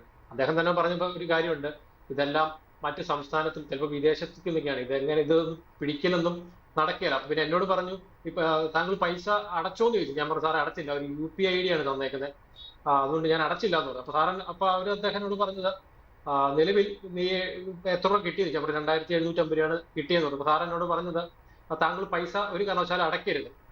പിന്നെ എന്നോട് പറഞ്ഞു താങ്കൾ ഫോണിൽ വാട്സാപ്പിലും ഫേസ്ബുക്കിലും ഒരു സ്റ്റാറ്റസ് ഇടണം, എന്റെ ഫോൺ ആരോ ഹാക്ക് ചെയ്തു ഇങ്ങനെ മോർഫ് ചെയ്ത ചിത്രങ്ങളൊക്കെ അയക്കുന്നുണ്ട് എന്ന് പറഞ്ഞ് താങ്കൾ ഒരു സ്റ്റാറ്റസ് ഇടാൻ പറഞ്ഞു. ഞാനത് അങ്ങനെ വാട്സാപ്പിലും ഫേസ്ബുക്കിലും ഞാൻ അങ്ങനെ സ്റ്റാറ്റസ് ഇട്ടു. പിന്നെ എന്നോട് സ്റ്റേഷനിൽ പറഞ്ഞു താങ്കൾ പോലീസ് സ്റ്റേഷന്റെ ഒരു ചിത്രം എടുത്ത് ഇനി ഈ നമ്പറിൽ നിന്ന് താങ്കൾക്ക് മെസ്സേജ് വന്നാൽ ഒരു പോലീസ് സ്റ്റേഷന്റെ ചിത്രം എടുത്ത് അത് അവർക്ക് തിരിച്ച് സെൻഡ് ചെയ്യാൻ പറഞ്ഞു. ഏകദേശം ഒരു 3-4 ദിവസത്തിന് ശേഷം വീണ്ടും മെസ്സേജ് വന്നപ്പോൾ ഞാൻ ഈ പോലീസ് സ്റ്റേഷന്റെ ചിത്രം അവർക്ക് തിരിച്ച് ഫോർവേഡ് ചെയ്തു. പിന്നീട് അവരുടെ ഭാഗത്തുനിന്ന് ശല്യമൊന്നും ഉണ്ടായിരുന്നില്ല. ഒരു മാസത്തോളം പിന്നെ ശല്യം ഉണ്ടായില്ല. വീണ്ടും ഒരു മാസത്തിന് ശേഷം വീണ്ടും മെസ്സേജ് വന്നു, ഇതിന്റെ പലിശ ഇരട്ടിച്ചു, 14,000 രൂപ താങ്കൾ അടയ്ക്കണം എന്നും പറഞ്ഞു. അപ്പൊ വീണ്ടും ഞാൻ സ്റ്റേഷനിൽ ചെന്നു, സാറേ വീണ്ടും ഇങ്ങനെ ഒരു മാസത്തോളം നമുക്ക് ശല്യം ഇല്ലായിരുന്നു, വീണ്ടും ഇങ്ങനെ നമ്പറിൽ നിന്ന് വരുന്നുണ്ടപ്പോ അദ്ദേഹം പറഞ്ഞു ഒന്നും കൂടെ ഇതുപോലെ സ്റ്റേഷന്റെ പടവും പിന്നെ ഫോണിൽ സ്റ്റാറ്റസ് ഇടാൻ പറഞ്ഞു. ഞാനത് വീണ്ടും പോലീസ് സ്റ്റേഷന്റെ പടവും അവർക്ക് അയച്ചു, പിന്നെ ഫോണിൽ സ്റ്റാറ്റസ് ഇട്ടു. ഇപ്പൊ ഏകദേശം ഒരു 2 വർഷത്തോളമായി എനിക്ക് അതിൽ നിന്ന് ശല്യങ്ങളും കാര്യങ്ങളൊന്നും ഇല്ല. ഇപ്പോൾ മറ്റ് ഭീഷണികളൊന്നുമില്ല. ശ്രീ തിലകൻ, പക്ഷേ ഇതൊരു ശാശ്വതമായ മാർഗമല്ലല്ലോ. ഇത്തരം തട്ടിപ്പുകളിൽ ഉൾപ്പെടാതിരിക്കാൻ, അല്ലെങ്കിൽ ഇപ്പോൾ അനീഷിൻ്റെ അനുഭവം കേട്ടതുപോലെ ഇത്തരം തട്ടിപ്പുകളിൽ നിന്ന് മാറി നിൽക്കാൻ എന്തൊക്കെയാണ് ചെയ്യേണ്ടത്? രോഗം വന്നതിന് ശേഷം ചികിത്സിക്കുന്നതിനേക്കാൾ നല്ലത് prevention is better than cure എന്ന് പറയുന്ന പോലെ നമ്മളിതുപോലുള്ള തട്ടിപ്പുകളിൽ ഇരയാവാതിരിക്കുക എന്നുള്ളതാണ് ഏറ്റവും ശ്രദ്ധിക്കേണ്ട കാര്യം. ഇപ്പോൾ നിങ്ങളുടെ ജീവനക്കാരനായ അനീഷ് ചെയ്തത് ആ രീതിയാണ് ഇപ്പോഴും എല്ലാ പോലീസ് സ്റ്റേഷനിലും അവർ പറഞ്ഞു കൊടുക്കുന്ന രീതി അത് തന്നെയാണ്. പ്രത്യേകിച്ച് പുരുഷന്മാരാണെങ്കിൽ പുരുഷന്മാരുടെ ഈ ന്യൂഡ് ഫോട്ടോസൊക്കെ പബ്ലിഷ് ചെയ്ത് കഴിഞ്ഞാൽ അവർ കുറച്ച് ആംബിയറുള്ള അവനാണെങ്കിൽ, അത് പേടിയുള്ളവരുണ്ടാവും അല്ലാത്തവരുണ്ടാവും, പക്ഷേ ആംബിയറുള്ളവരാണെങ്കിൽ നിങ്ങൾ എന്താണെന്ന് വെച്ച് ചെയ്തോ, നിങ്ങൾ നിങ്ങളുടെ പണി നോക്ക് എന്ന് പറഞ്ഞാൽ അത്രേ സംഭവിക്കുള്ളൂ. അവിടെ വെച്ചത് നിൽക്കും. കാരണം ഈ ചെയ്യുന്ന പ്രതികൾ എന്താ ചെയ്യുന്ന 1000 പേർക്ക് ഇങ്ങനെ ചൂണ്ടിയിട്ട് കൊടുക്കും. അതിനകത്ത് 1-2 പേരെ ഒത്തുള്ളൂ. ബാക്കിയുള്ളവർ ഈ പറഞ്ഞ പോലെ എന്തെങ്കിലുമൊക്കെ ഒരു ധൈര്യത്തോടു കൂടി അതിനെ ഫേസ് ചെയ്യുകയാണെങ്കിൽ അവരവിടെ തോറ്റുപോകും. നമ്മൾ പ്രിവെൻറ്റീവ് മെഷേഴ്സായിട്ട് ചെയ്യേണ്ടത് ഇത് ഞാൻ പറഞ്ഞത് ഇപ്പോൾ സംഭവിച്ചതിന് ശേഷം പറയുന്നതാണ്. പ്രിവെൻറ്റീവ് മെഷേഴ്സായിട്ട് നമുക്ക് ചെയ്യാവുന്നത്, നമ്മൾ ഫേസ്ബുക്കോ അല്ലെങ്കിൽ വാട്സാപ്പോ ഉപയോഗിക്കുന്ന അല്ലെങ്കിൽ ഏതെങ്കിലും സോഷ്യൽ മീഡിയ ഉപയോഗിക്കുന്ന അവസരങ്ങളിൽ നമുക്ക് അനാവശ്യമായിട്ട് ഇതുപോലുള്ള ഏതെങ്കിലും മെസ്സേജുകൾ വരും, ലിങ്കുകൾ നമ്മൾ ആവശ്യപ്പെടാതെ തന്നെ നമുക്ക് എന്തെങ്കിലും ഓഫറുകളോ ഒക്കെ വരും. അതിൽ വരുന്ന ലിങ്കുകളിൽ ക്ലിക്ക് ചെയ്യാതിരിക്കുക. അതിനകത്ത് ക്ലിക്ക് ചെയ്ത് കഴിഞ്ഞാൽ സംഭവിക്കുന്നത് നമ്മുടെ ഫോണിലുള്ള എല്ലാ കോണ്ടാക്ട്സുകളും ഗാലറികളും അവർക്ക് ആക്സസ് ആവും. അവരത് സ്റ്റോർ ചെയ്ത് വയ്ക്കും. പിന്നീട് നമ്മൾ ഏതെങ്കിലും കാരണവശാൽ അവരുടെ തട്ടിപ്പിന് അല്ലെങ്കിൽ ഈ ഫിനാൻസിന് വേണ്ടിയിട്ട് നമ്മൾ അസിസ്റ്റൻസ് ആവശ്യപ്പെട്ട് കഴിഞ്ഞാൽ അവർ ആദ്യം ചെയ്യുന്നത് ഈ നമ്മളുടെ ഫോണിൽ നിന്ന് കളക്ട് ചെയ്തിട്ടുള്ള ഏതെങ്കിലും ഫോട്ടോയോ എടുത്തിട്ട് അത് മോർഫ് ചെയ്ത് ഒരു പിക്ചർ ഉണ്ടാക്കി നമുക്ക് തന്നെ ആദ്യം അയച്ചു തരും. ഈ പിക്ചർ, ഇതുപോലുള്ള ഒത്തിരി പിക്ചറുകളുണ്ട് ഞങ്ങളുടെ കയ്യിൽ. ഇത് നിങ്ങളുടെ ഇന്ന കോൺടാക്റ്റിൽ, അതായത് നമ്മൾ ഫ്രീക്വൻ്റായിട്ട് കോൺടാക്ട് ചെയ്തിരിക്കുന്ന ആളുകളുണ്ടാവും ഫോണിൽ, അല്ലെങ്കിൽ റീസെൻ്റ്ലി കോൺടാക്ട് ചെയ്തിരിക്കുന്ന ആളുകളുണ്ടാവും. ഇന്ന ആളുകൾക്ക് ഞങ്ങൾ അയച്ചു കൊടുക്കാൻ പോവുകയാണ്. അതുകൊണ്ട് നിങ്ങൾ ശരിയാണ്, ഇതാണ് അവരുടെ ഒരു പൊതുവായ രീതി. അഡ്വക്കേറ്റ് ജിയാസ്, ഈ തട്ടിപ്പിന് ഇരയാകുന്നവർക്ക് പണം മടക്കി കിട്ടാൻ എന്തെങ്കിലും മാർഗമുണ്ടോ? തട്ടിപ്പ് ഇരയാകുക എന്ന് പറഞ്ഞു കഴിഞ്ഞാൽ ആദ്യമേ സൂചിപ്പിച്ചതുപോലെ ഒരാളെങ്കിലും ലോൺ എടുത്ത് അത് അടയ്ക്കാൻ വേണ്ടി അടുത്ത ലോൺ എടുത്ത് അങ്ങനെ ഒരു കുറേ ആപ്ലിക്കേഷൻ ലോൺ എടുക്കുന്ന സാഹചര്യമാണ് ഉള്ളത്. അപ്പോ നമ്മളിപ്പോ പണം നഷ്ടപ്പെട്ടു എന്ന് പറയുമ്പോൾ തന്നെ സാർ ആദ്യം പറഞ്ഞതുപോലെ നമ്മുടെ ഏത് സൈബർ ക്രൈം തട്ടിപ്പ് നടന്നാലും 1930 പരാതി കൊടുക്കാന്നുള്ളതാണ്. അപ്പോൾ ഇതിന് നമുക്ക് കിട്ടുന്ന പണം പോലും ചിലപ്പോൾ വേറെ ഏതെങ്കിലും ആളിൽ നിന്നും ഇതുപോലെ തട്ടിയെടുത്തതോ അല്ലെങ്കിൽ ഏതെങ്കിലും തരത്തില് ഇല്ലീഗൽ വഴി ഉണ്ടാക്കിയ ആ സോഴ്സിൽ വരുന്ന പണമായിരിക്കാം നമ്മുടെ അക്കൗണ്ടിലേക്ക് ലോൺ എന്ന് പറഞ്ഞിട്ട് വരുന്നത്. അപ്പൊ അതിന്റെ പേരിൽ പോലും നാളെ ഈ ലോൺ കിട്ടിയവർക്കും നാളെ നിയമ നടപടി നേരിടേണ്ട ഒരു സാഹചര്യമാണ്. കാരണം നമുക്കറിയാം, ഏതെങ്കിലും തട്ടിപ്പിലൂടെ സമ്പാദിച്ച പണം നമ്മുടെ ബാങ്ക് അക്കൗണ്ടുകളിലേക്ക് വന്നു കഴിഞ്ഞാൽ അതിന്റെ പേരിൽ നമ്മുടെ ബാങ്ക് അക്കൗണ്ട് സീസ് ചെയ്യപ്പെടാനും നാളെ നിയമ നടപടി സ്വീകരിക്കാനുള്ള സാധ്യതയും നമ്മൾ കൂടുതലാണ്. അപ്പൊ അതുകൊണ്ട് തന്നെ ഈ ഇല്ലീഗൽ സോഴ്സിൽ നിന്ന് വരുന്ന പണത്തിനെതിരെ ഒപ്പം തന്നെ നമ്മുടെ പണം നഷ്ടപ്പെട്ടാലും നമുക്ക് ഈ പറഞ്ഞ പോലെ നാഷണൽ സൈബർ ക്രൈം കോർട്ടിൽ പരാതി കൊടുക്കാവുന്നതാണ്. പക്ഷേ ഇതെല്ലാം തന്നെ ഒരു പരിധി വരെയാണ് നമുക്കൊരു കൺട്രോൾ ചെയ്യാൻ കഴിയുള്ളൂ. കാരണം എത്രയൊക്കെ പറഞ്ഞാലും ആളുകൾ വീണ്ടും ലോൺ ആപ്പുകളുടെ പുറകെ പോകും. നേരത്തെ നമ്മുടെ സ്റ്റാഫ് പറഞ്ഞതുപോലെ സിബിലോ ബാധകമല്ല, അല്ലെങ്കിൽ 5 മിനിറ്റിലൊക്കെ ലോൺ എന്ന് പറയുമ്പോൾ തന്നെ ഒരു കാര്യം മനസ്സിലാക്കണം, ഒരിക്കലും ഇത്ര എളുപ്പത്തിൽ ഇൻസ്റ്റന്റ് ലോൺ ആപ്ലിക്കേഷൻ സിബിൽ ബാധകമല്ല, കുഴപ്പമില്ല എന്ന് പറഞ്ഞ് ലോൺ കൊടുക്കുന്ന കമ്പനികളെല്ലാം തന്നെ ഏതാണ് ഇതിന്റെ ഡെവലപ്പർ അല്ലെങ്കിൽ ആരാണ് ഇതിന്റെ പിന്നിലുള്ളതെങ്കിൽ മിനിമം അതെങ്കിലും ഒന്ന് ചെക്ക് ചെയ്യണം. കാരണം പല പരാതികൾ വരുമ്പോഴും പിന്നീട് ഈ ആപ്ലിക്കേഷനുകളിൽ അപ്രത്യക്ഷമാവുകയാണ് പതിവ്. കാരണം പോലീസ് അന്വേഷിക്കാൻ പോലും സാഹചര്യമില്ല. കാരണം ആരാണ് ഇത് അപ്ലോഡ് ചെയ്തതെന്ന് കണ്ടുപിടിക്കാൻ ഗൂഗിള് പോലും ചോദിക്കുന്ന ഏത് ആപ്പ് പേര് പോലും പല ആൾക്കാർക്ക് പറയാനുണ്ടാവില്ല. അപ്പൊ അങ്ങനെ ഒരു സാഹചര്യമുണ്ട്. അപ്പോ ബോധവൽക്കരണം തന്നെയാണ് ഇത്തരം ആപ്ലിക്കേഷനുകളിൽ അല്ലെങ്കിൽ ചതിക്കുഴിയിൽ പെടാതിരിക്കാൻ വേണ്ടി ഏറ്റവും ആദ്യം. അത് പോലീസ് മാത്രമല്ല, പൊതുജനങ്ങളും വിദ്യാഭ്യാസമുള്ള ആളുകൾ ഒറ്റക്കെട്ടായി നിന്നുകൊണ്ട് ഇത്തരം തട്ടിപ്പുകൾക്കെതിരെ അതല്ലാതെ. തീർച്ചയായും വ്യക്തമാണ്. ശ്രീ അനീഷിലേക്ക് ഒരു വട്ടം കൂടി മടങ്ങി വരികയാണ്. ശ്രീ അനീഷ്, കേൾക്കാം. ഇനി എന്താണ് അടുത്ത നടപടി താങ്കൾ എടുക്കാൻ ഉദ്ദേശിക്കുന്നത്? അടുത്ത നടപടി എന്ന് പറഞ്ഞാൽ നമ്മൾ പോലീസ് കേസ് അന്വേഷിക്കേണ്ട, അവരുടെ കേസ് അന്വേഷണം അങ്ങനെ പോകണമെന്ന് പോയിട്ട് അത് എന്താവും അറിയട്ടെ. എന്നിട്ടുകൊണ്ടല്ലോ നമുക്ക് ഇനി അത് കഴിഞ്ഞിട്ട് ഇതിപ്പോ ഇവര് പോലീസ് സ്റ്റേഷനിൽ ചെന്നവരും പോലീസുകാർ പറയണത് ഇത് കുറച്ച് അന്വേഷണം നടക്കും, അന്വേഷണം നടന്ന് അവരിലേക്ക് എന്തായാലും എത്താൻ സാധിക്കില്ല. കാരണം ഇത് റോട്ടിൽ കിടക്കണവന്റെ ചിലപ്പോൾ അല്ലെങ്കിൽ എന്തെങ്കിലും കൂലിപ്പണിക്കാരന്റെ ആയിരിക്കും ശരിക്കും പറഞ്ഞാൽ ഈ മൊബൈൽ നമ്പറുകൾ സിം ഉപയോഗിച്ച് ചെയ്യണ പരിപാടിയാണ്. അപ്പൊ പക്ഷെ നമ്മുടെ അന്വേഷിച്ച് അത് കണ്ടുപിടിക്കാമോ ഇത് കറക്റ്റ് ആയിട്ട് അറിയാൻ. കാരണം പോസ്റ്റ് അവര് അയച്ചേക്കണ പോസ്റ്റ് ഉണ്ട്, പോസ്റ്റ് ഓഫീസ് ഉണ്ട്, ഈ പോസ്റ്റ് ഓഫീസ് കണക്ഷനാണ്, അവിടുത്തെ പോസ്റ്റ് ഓഫീസ് കണക്ഷനാണ്, അവിടുത്തെ ഈ കമ്പനിയുടെ പേരുണ്ട്, ഈ കമ്പനി കണക്റ്റഡ് ആണ് ഇതിനകത്ത്. അപ്പൊ വേണമെന്ന് വെച്ചാൽ ഇതിനകത്ത് പിടിക്കാം, വേണമെന്ന് വെച്ചാൽ ഇതിന്റെ മെയിൻ ആൾക്കാരെ പിടിക്കുകയോ ചെയ്യാം, വേണമെന്ന് വെച്ചാൽ. എന്ന് വെച്ചാൽ അത് അന്വേഷണം നല്ല ഉദ്യോഗസ്ഥന്മാർ അന്വേഷിച്ച് ഇതിവിടെ നല്ലോണം പോലീസുകാർ നല്ല അന്വേഷണമാണ് എന്തായാലും. അപ്പൊ അവര് പിടിക്കുകയാണെങ്കിൽ മറ്റുള്ളവർക്ക് ഒരു ഈ അവസ്ഥ ഇനി ഉണ്ടാവരുത് എന്നുള്ള പ്രാർത്ഥനയാണ് നമുക്ക്. ഇനി ആർക്കും നമുക്ക് നമ്മുടെ വൈഫിനുണ്ടായ ഒരു അവസ്ഥ ഉണ്ടാവരുത്. ഈ ഒരവസ്ഥ മറ്റാർക്കും ഉണ്ടാവരുത്. ഓൺലൈൻ വായ്പകൾ പരമാവധി ഒഴിവാക്കണമെന്നാണ് പോലീസ് നൽകുന്ന നിർദ്ദേശം. അത് എടുക്കണമെങ്കിൽ തന്നെ കൃത്യമായ വിവരങ്ങൾ നൽകിയിട്ടുള്ളതും ക്രെഡിറ്റ് ഹിസ്റ്ററി ഉള്ളതും മികച്ചതുമായ ആപ്പുകൾ കണ്ടെത്തി തിരഞ്ഞെടുക്കണം. ഈ തട്ടിപ്പുകളിൽ നിന്ന് സ്വയം പരിരക്ഷിക്കുന്നതിന് രജിസ്റ്റർ ചെയ്ത ബാങ്കുമായോ ധനകാര്യ സ്ഥാപനങ്ങളുമായോ അഫിലിയേറ്റ് ചെയ്യാത്ത ലോൺ ആപ്പുകൾ പൂർണ്ണമായും ഒഴിവാക്കണം. അത് ഡൗൺലോഡ് ചെയ്യുന്നത് ഒഴിവാക്കണമെന്ന് RBI നിർദ്ദേശം നൽകിയിട്ടുണ്ട്. ഏതെങ്കിലും ലോണിന് അപ്ലൈ ചെയ്യുന്നതിന് മുമ്പ് ഇതിനുള്ള അവലോകനങ്ങളും അതിൻ്റെ കണ്ടീഷൻസും വായിച്ച് വ്യക്തമാക്കി മനസ്സിലാക്കണം. അതിൻ്റെ നിബന്ധനകളും വ്യവസ്ഥകളും പരിശോധിക്കണം. അംഗീകൃതമല്ലാത്ത ലോൺ ആപ്പുകളെ ഒരു തരത്തിലും ആശ്രയിക്കരുത്. ഇങ്ങനെയുള്ള സൈബർ തട്ടിപ്പുകൾ പോലീസിനെ അറിയിക്കാനായിട്ട് 24 മണിക്കൂറും തുറന്ന് പ്രവർത്തിക്കുന്ന സൈബർ ഹെൽപ്പ് ലൈൻ നമ്പറായ 1930 ബന്ധപ്പെടാവുന്നതാണ്. ഈ സൈബർ ക്രൈം ഇത് 24 മണിക്കൂറും പ്രവർത്തിക്കുന്നതാണ്. RBI നിരോധിച്ച ചില ആപ്പുകളുണ്ട്. ക്യാഷ് എമ്മോ, റുപ്പി എമ്മോ, ക്രെഡിറ്റ് ലോൺ, ലെങ്കർ, lend now, cash full, cash ray app, Mobi pocket തുടങ്ങിയ ആപ്പുകളെല്ലാം, infinity cash app, credit mango app, UP go, punch money, grand loan, dream loan എന്നിവയെല്ലാം RBI നിരോധിച്ച ആപ്പുകളാണ്. ഇത്തരം ആപ്പുകൾ ഡൗൺലോഡ് ചെയ്യരുത്, ഇത്തരം ആപ്പുകളിൽ നിന്ന് ലോണിന് അപ്ലൈ ചെയ്യരുത് എന്നുള്ള വിവരങ്ങളെല്ലാം സർക്കാർ പരസ്യപ്പെടുത്തിയിട്ടുണ്ടാണ്. ഓൺലൈൻ സാമ്പത്തിക തട്ടിപ്പിനിരയായാൽ 1930 എന്ന നമ്പറിൽ ബന്ധപ്പെടേണ്ടതാണ്.